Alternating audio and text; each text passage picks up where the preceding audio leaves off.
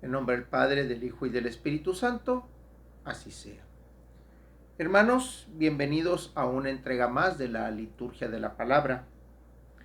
Hoy, lunes 4 de octubre del año 2021, de la semana 27 del tiempo ordinario, la Iglesia recuerda a San Francisco de Asís. Francisco nació en Asís, Italia, el año 1182 y luego de una vida juvenil disipada, se convirtió, renunció a la herencia paterna y desposó la pobreza para imitar más perfectamente a Cristo y vivir para predicar el amor de Dios.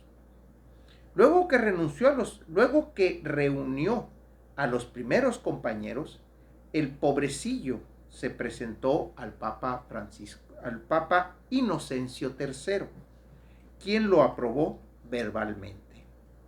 Su predicación penitencial, que se articula en el conocido paz y bien y tiene como objeto reconciliar a todas las clases sociales.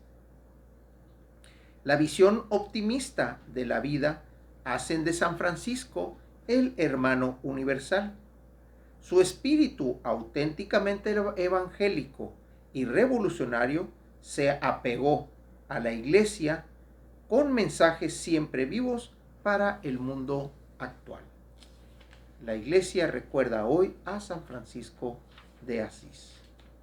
Bien, las lecturas que sugiere la liturgia para este día son tomadas del libro del profeta Jonás, del capítulo 1, versículos 1 y 2 y versículos 11. El Señor le dirigió la palabra a Jonás, hijo de Amitai, y le dijo: levántate y vete a Nínive, la gran ciudad, y predica en ella que su maldad ha llegado hasta mí. Se levantó Jonás para huir a Tarsis, lejos del Señor, y llegó a Jaffa, donde encontró un barco que salía para Tarsis. Pagó su pasaje y se embarcó para dirigirse a Tarsis, lejos del Señor. Pero el Señor desencadenó un gran viento sobre el mar y provocó una tormenta tan fuerte que el barco estaba a punto de naufragar. Los marineros tuvieron miedo y se pusieron a invocar cada uno a su Dios. Luego echaron al mar la carga para aligerar la nave. Mientras tanto, Jonás había bajado al fondo del barco, se había acostado y dormía profundamente. El capitán se acercó y le dijo: ¿qué haces aquí dormido? Levántate e invoca a tu Dios, a ver si Él se compadece de nosotros y no perecemos. Luego se dijeron unos a otros: echemos suerte para ver quién tiene la culpa de esta desgracia. Echaron suertes y le tocó a Jonás. Entonces le dijeron: dinos, ¿por qué nos ha sobrevenido esta desgracia? ¿Cuál es tu oficio? ¿De dónde vienes? ¿Cuál es tu país? ¿Y de qué pueblo eres?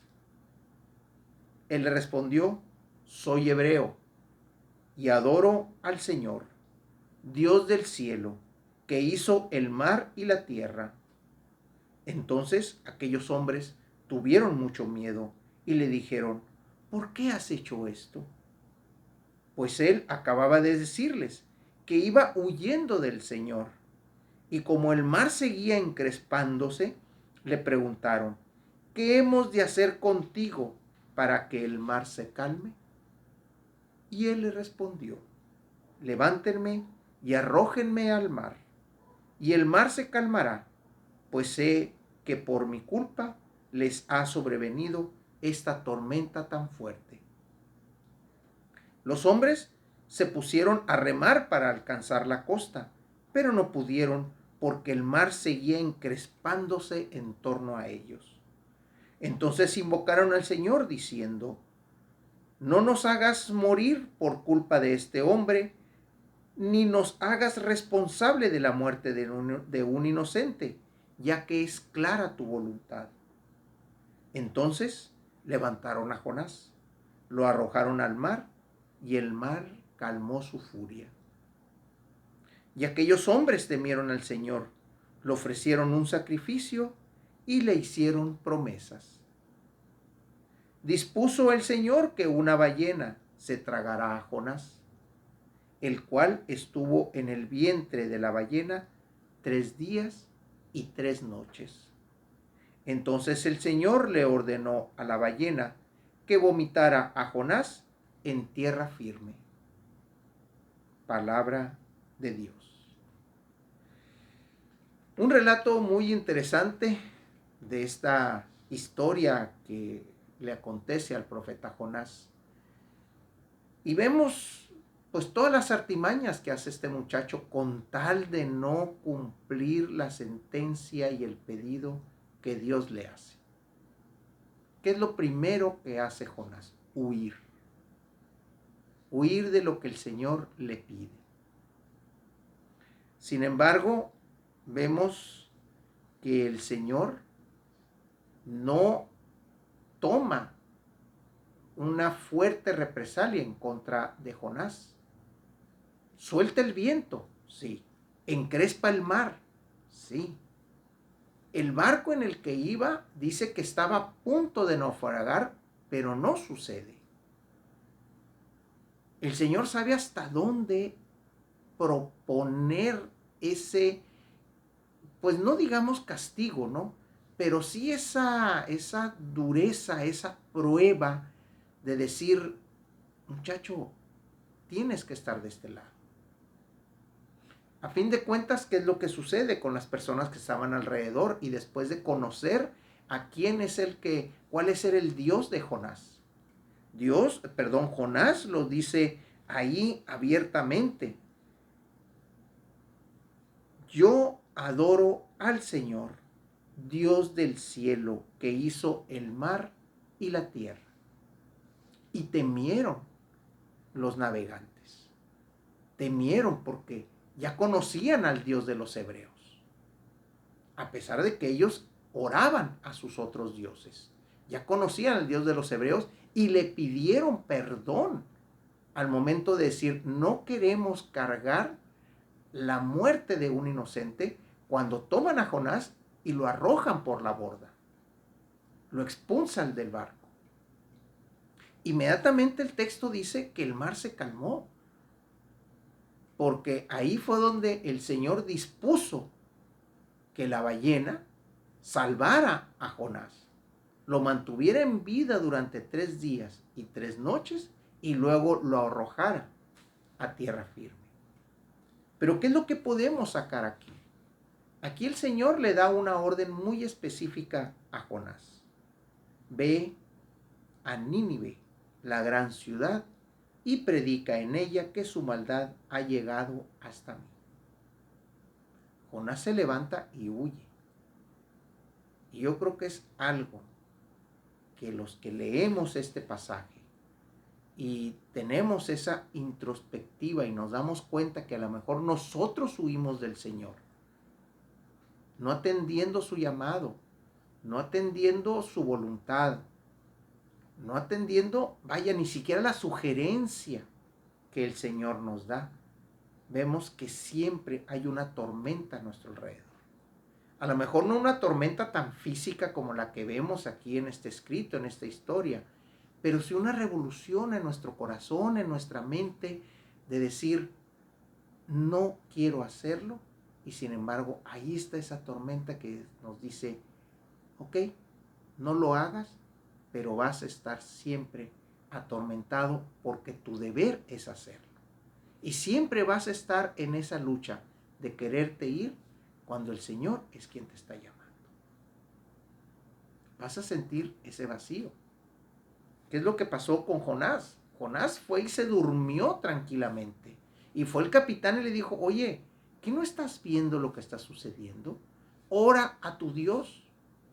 Jonás ya sabía quién era su Dios. Ya sabía por qué estaba encrespado todo eso. Y en un momento dado hasta él sugirió, arrójenme de aquí y las broncas se le van a quitar a ustedes. Bueno, pues los que estamos en el llamado estamos en la misma condición. No esperemos, no esperemos a ser tragados por la ballena para entender que el camino es ir hacia Dios. En el Evangelio tenemos al evangelista Lucas, que nos propone la liturgia de hoy, el capítulo 10, versículos del 25 al 37. En aquel tiempo se presentó ante Jesús un doctor de la ley para ponerlo a prueba y le preguntó: Maestro, ¿qué debo hacer para conseguir la vida eterna? Jesús le dijo: ¿Qué es lo que está escrito en la ley? ¿Qué lees en ella? El doctor de la ley contestó: Amarás al Señor tu Dios con todo tu corazón, con toda tu alma, con todas tus fuerzas y con todo tu ser, y a tu prójimo como a ti mismo. Jesús le dijo: Has contestado bien.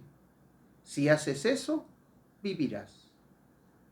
El doctor de la ley, para justificarse, le preguntó a Jesús: ¿Y quién es mi prójimo? Jesús le dijo: Un hombre que bajaba por el camino de Jerusalén a Jericó cayó en manos de unos ladrones, lo cual lo robaron, lo hirieron y lo dejaron medio muerto. Sucedió que por el mismo camino bajaba un sacerdote, el cual lo vio y pasó de largo. De igual modo, un levita que pasó por ahí lo vio y siguió adelante. Pero un samaritano que iba de viaje, al verlo, se compadeció de él. Se le acercó, ungió sus heridas con aceite y vino y se las vendó. Luego lo puso sobre su cabalgadura, lo llevó a un mesón y cuidó de él. Al día siguiente sacó 2 denarios, se los dio al dueño del mesón y le dijo: Cuida de él, y lo que gastes de más te lo pagaré a mi regreso.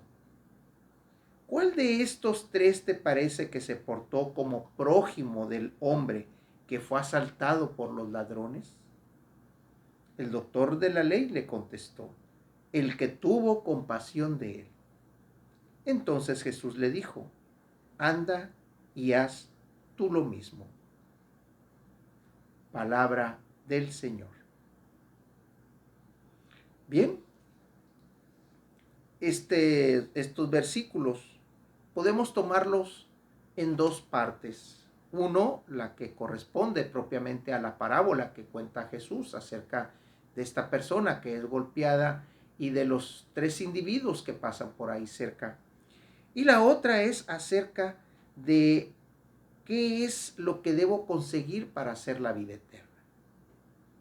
Bien, aquí Jesús le dice y toma las frases que están en Éxodo y le dice: amarás al Señor tu Dios. Esa es la primer condicionante para poder alcanzar el reino de los cielos. Perdón, para alcanzar la vida eterna. Perdón, es la vida eterna, para alcanzar la vida eterna. Amarás al Señor tu Dios. Primer condicionante. Segunda, ¿con qué lo debo de amar? Con todo tu corazón. El lugar donde está la pasión. Mi pasión debe de estar en el amor a Dios. Mi amor máximo debe de estar en el amor a Dios. Con toda tu alma. Habla del espíritu. Con todas tus fuerzas. Todo lo que tú hagas debe de ir dedicado y sentenciado para el amor de Dios.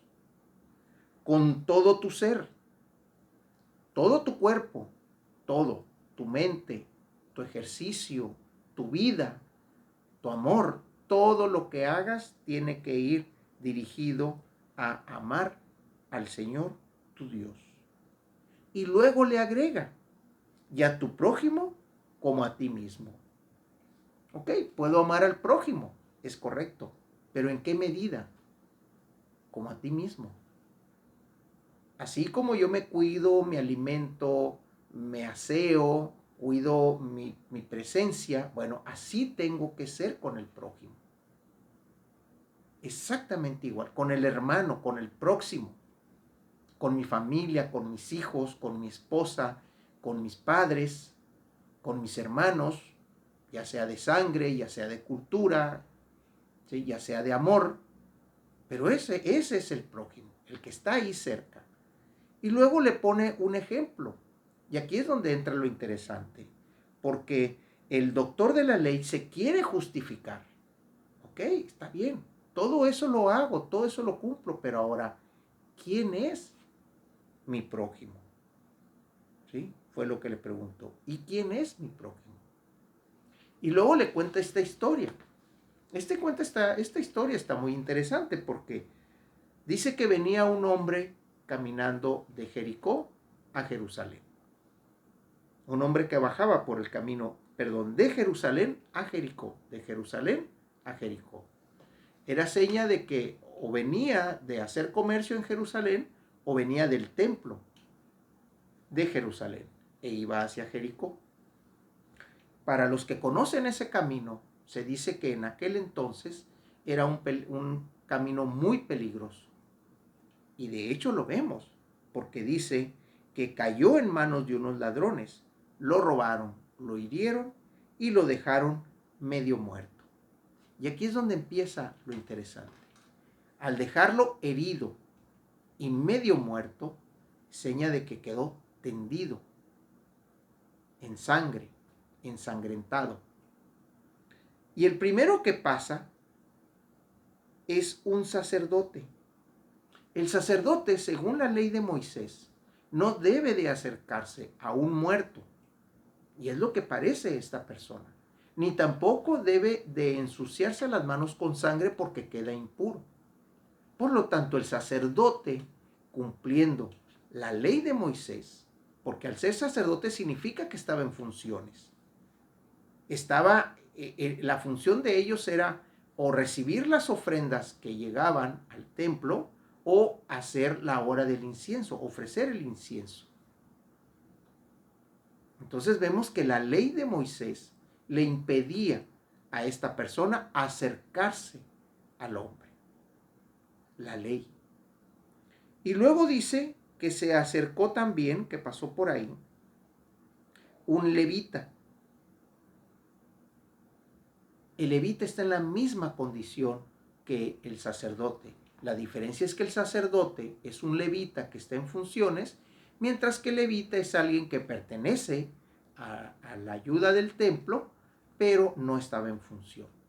Conoce la ley y sabe que no se puede acercar a un hombre muerto o a una persona que esté sangrando, porque se contamina. Nuevamente, la ley de Moisés impide que esta persona sea rescatada. ¿Quién llega?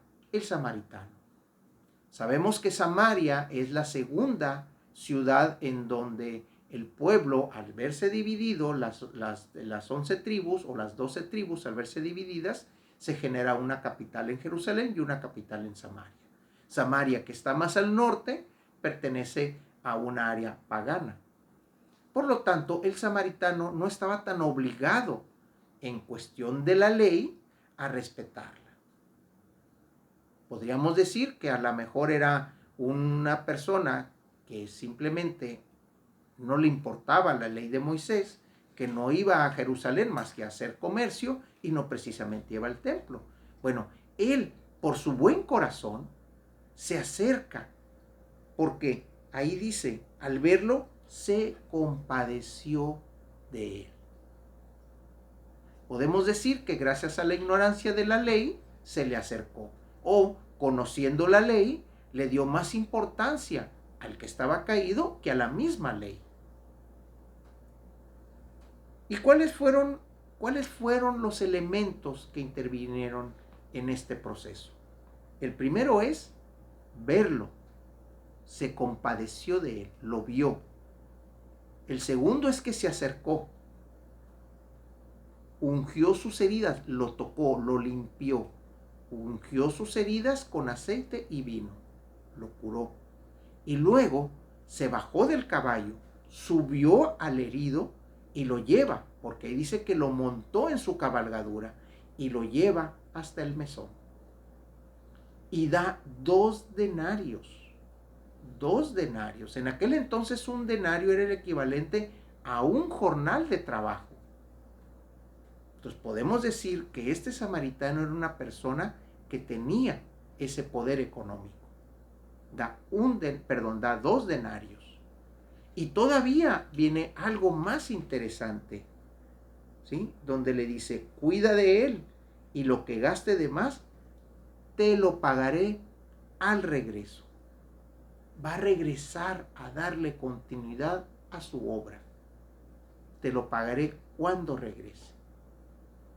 Por eso es que Jesús, al presentarle esta historia a este doctor de la ley, lo hace caer en cuenta que la ley es cierto, es importante, pero la ley está hecha para ayudar al hombre, no el hombre para la ley. Interesante. Bien, en este lunes 4 de octubre del año 2021, semana número 27 del tiempo ordinario, en el que recordamos a San Francisco de Asís, la oración colecta nos dice de esta manera: Dios nuestro, que otorgaste a San Francisco de Asís la gracia de asemejarse a Cristo por la humildad y la pobreza, concédenos caminar tras sus huellas para que podamos seguir a tu Hijo y entregarnos a ti con alegre caridad. Por nuestro Señor Jesucristo, que vive y reina y es un solo Dios, con el Espíritu Santo. Amén. En nombre del Padre, del Hijo y del Espíritu Santo. Amén. Hermanos, que Dios los bendiga.